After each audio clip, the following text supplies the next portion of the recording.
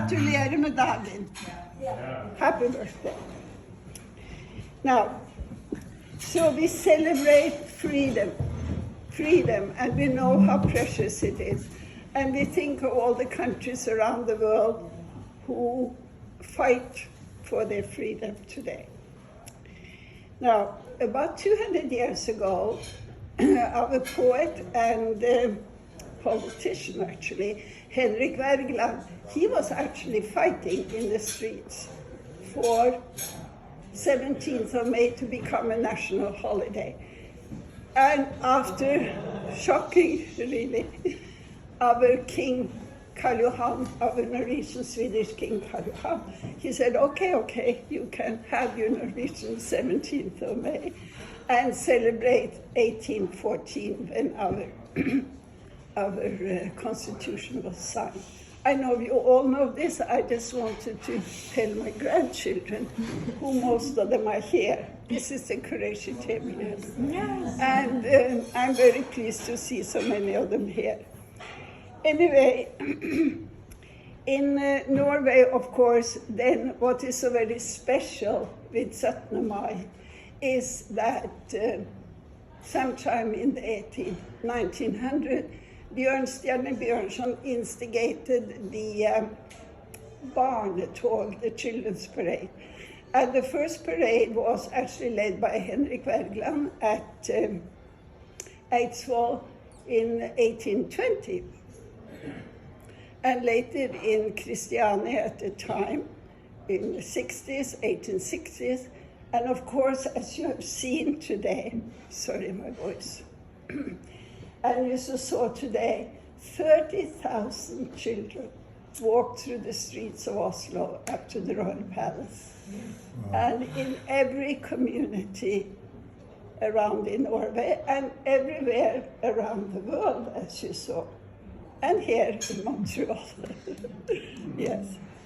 And of course, then we remember, first of all, I think most of all, because our children, and I'm talking about my 50, 60-year-old children, who think of 17. Mai as Halle. I think Shirin tried to Google Halle's 17th of May, and it was not on Google. Anyway, Halle is very, you saw pictures here from the celebration. And of course, around the Norwegian church here, the Norwegian church at Bellerie. And I have to say, when I saw the snow photos from northern Norway, where I was a teacher in 1951, and we had a march or a barnetog with flags in a snowstorm. But we had pulse and rumpe afterwards.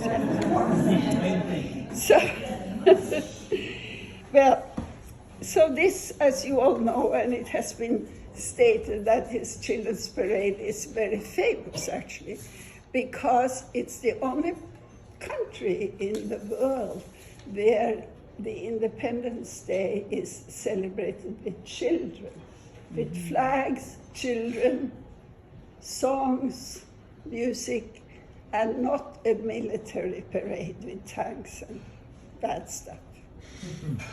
So that is very special for us.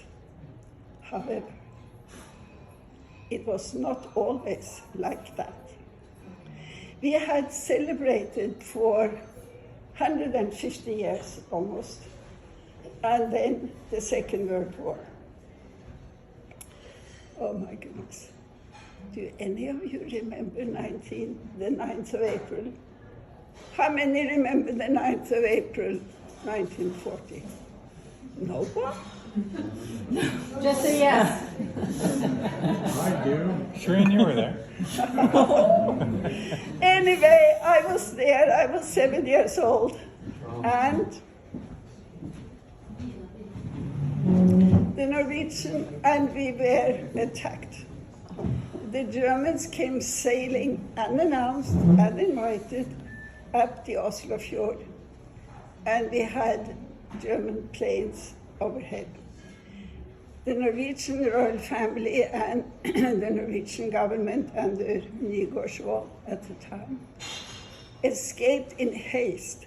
And they were given a little bit more time, and I'm sure you all know the story about the old cannon at Oscarsborg Fortress in Drøbaksundet that managed to hit Blücher right at the waterline, and the ship sank with lots of soldiers and tanks and stuff. Now they were represalias.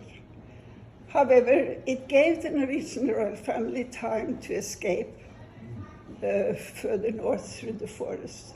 And you also know, particularly if you saw the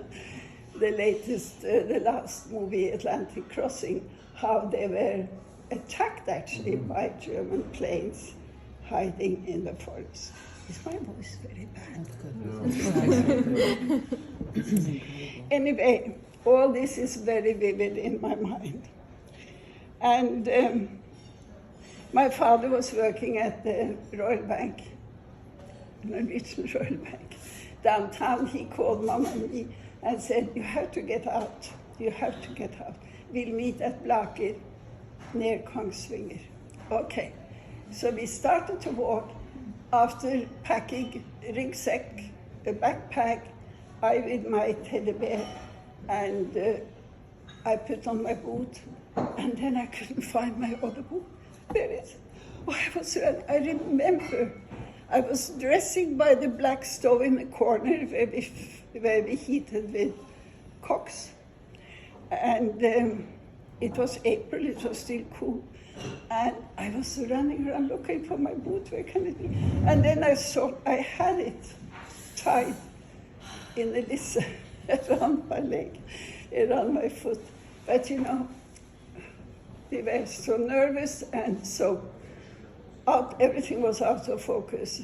But we managed to get up. We walked like it was a river of people walking up Trondheimsveien and out of Oslo. And we walked, but after a while, my mother and I got a lift with someone in a car. And there were very few cars actually in Oslo at that time. But the car picked us up and dropped us at the nearby rail station. And can you imagine? We get into the compartment. My father is sitting there and my aunt. And we went to the farm. The family farm, my mother's aunt's farm. The Germans had already arrived. And the Germans had already put up an air gun and mitrailleuse outside what was our bedroom window, and it went all night. Because there were British planes overhead. Yeah, we stayed one night and then we went back to Oslo because it was safe. They said Oslo would not be bombed, we could safely get back. So we did. It was interesting, the Germans occupied a couple of rooms at the farm, on the farm, all through the war years. The soldiers got younger and younger or older and older, and then they were sent off to the front. And new ones came back and so on.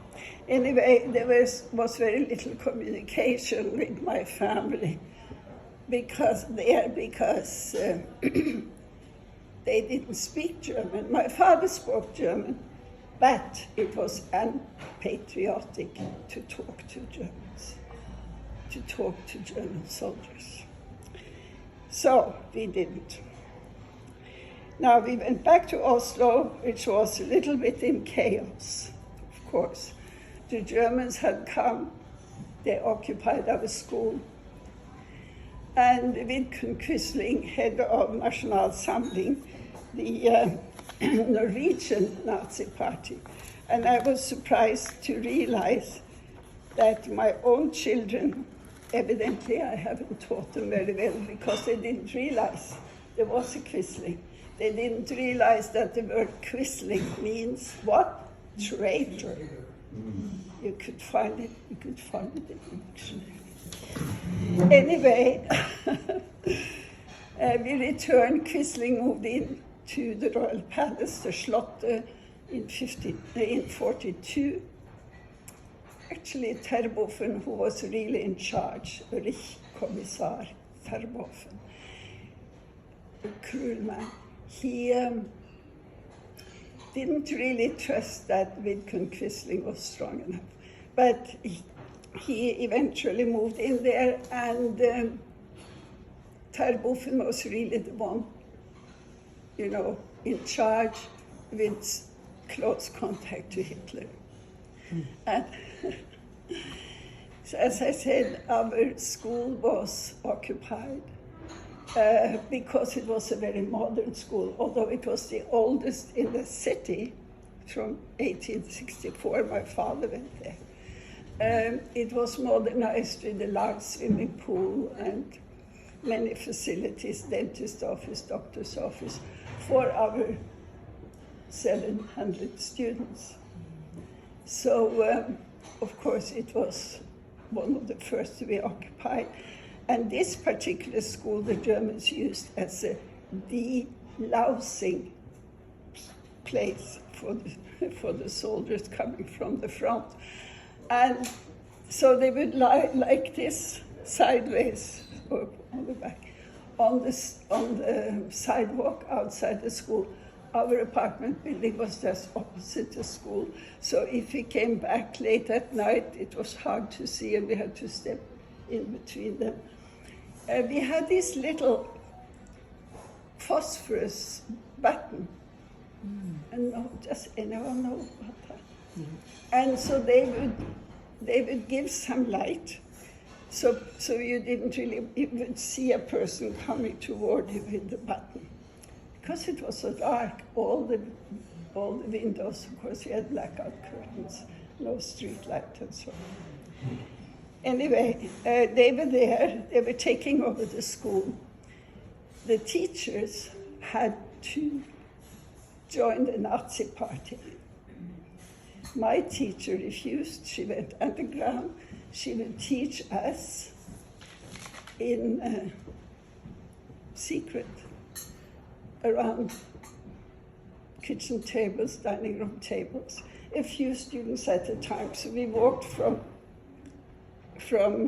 home to home, apartment to apartment. And in the winter, we would bring a log of wood to help with the heating. And you may think this sounds terrible. And of course, I was fortunate really to be a child. I didn't really comprehend what was going on out there. And however, day-to-day living, of course, everything was rationed. But we celebrated. We celebrated the 17th of May. We went to each other's homes. We sang Ja, vi elsker very quietly, so no one would hear us outside. We made speeches, we had fun, and we had krisekake, made of mainly oatmeal, I think. And we had coffee made of roasted peas, which was awful. Anyway, my parents drank it. So we celebrated, and we celebrated in many ways. We were not allowed to show the flag or to fly the flag in any way. There were many things, of course, not to sing the songs and so on. The national songs. But we wore the color red. The flag color red. And we had red knitted sweaters, socks, mitts, and nisselue. Have you heard of nisselue? Oh, I'm glad someone is not. Someone has heard of nisselue, which is actually a red tube. And if it went down the back a little bit longer, that was even better. But yarn was rationed, so we couldn't do it. But the German of the Norwegian Nazis, particularly here, the young people, they were very irritated by that. I don't think the Germans cared that much. It didn't really mean that much to them, the red color. But they were irritated, and they would pull our hats, yes. But we knitted new ones, so yes. So that was a good thing. And I told you how careful we had to be, because it was not allowed to show the flag, for instance, and it was not permitted to listen to the radio. All the radios were confiscated, but if you happened to be able to hide a radio, that was great. And my father was able to hide the radio, and he was able to, with friends, to listen, particularly on the 17th of May, because the King Haakon would speak to the Norwegian people from London. And I remember people sitting, listening, because it couldn't be on loud. But I also remember that the Germans had special cars going through very slowly, 15K, through the streets, with this special antenna, and I remember seeing it. It was round, maybe almost a meter in diameter, and it would pick up any signals of radios being turned on. And what happened, every time my father wanted to listen to the radio, he sent me outside to hold guard. 7 years old, I was a guard. And we were never caught, fortunately. Some people were. And of course, horrible things happened. And I promised my family not to talk about all the horrible things. But you can imagine. But as I told you about the teachers, she taught in what should I say, in secret. However, somehow things became better. And in 1944, our school, our grade 7 class, my class, the boys' class, we got klasseværelse. We got a classroom at the University of Oslo. So we sat in Urbygningen in one of these lecture halls, with like an auditorium type hall. So with the teacher down there, and we sat. Oh, that was fun. And we learned Nordahl Grieg's famous poem about freedom. And I just want to recite the first line. I dag står flaggstangen naken blant Eidsvolls grønne trær. Det I denne timen vi vet hva frihet Almost brings tears to my mind. And Nordahl Grieg wrote this poem 16th of May, 1940, from a fishing boat, one of many, taking the Norwegian gold reserves safely out of the country. Now, let me see.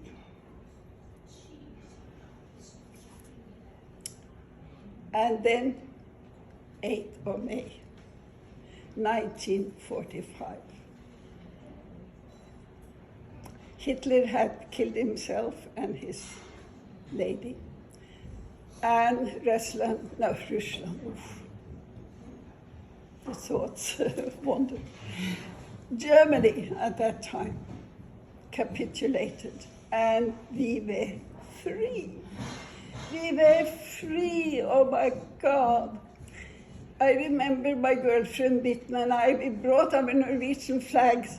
We walked and half ran over to Møllergaten 19, which was the main police station and the main prison downtown Oslo. And on the side street, hundreds of people had gathered outside the prison walls. And there were flags waving and so on. And then the Norwegian prisoner had their arms out the window and the bars. Oh, and they were waving and they were shouting and there was so much joy. And then one man's voice. Let our family know. Si till vår familie. The 5 of us who were supposed to be assassinated yesterday, de 5 av oss som skulle bli skutt i går, vi lever! People, we all went mad, you know. With our flags, we were so joyous. And we started to sing, Ja, vi älskar, for freedom. So today here, be grateful. We are free. We are free in the wonderful country of Canada. And we enjoy freedom. We have to be strong. We have to be happy. We have to be grateful. So raise your glasses and skål for freedom. Skål! Skål! Now we can sing Ja, vi älskar.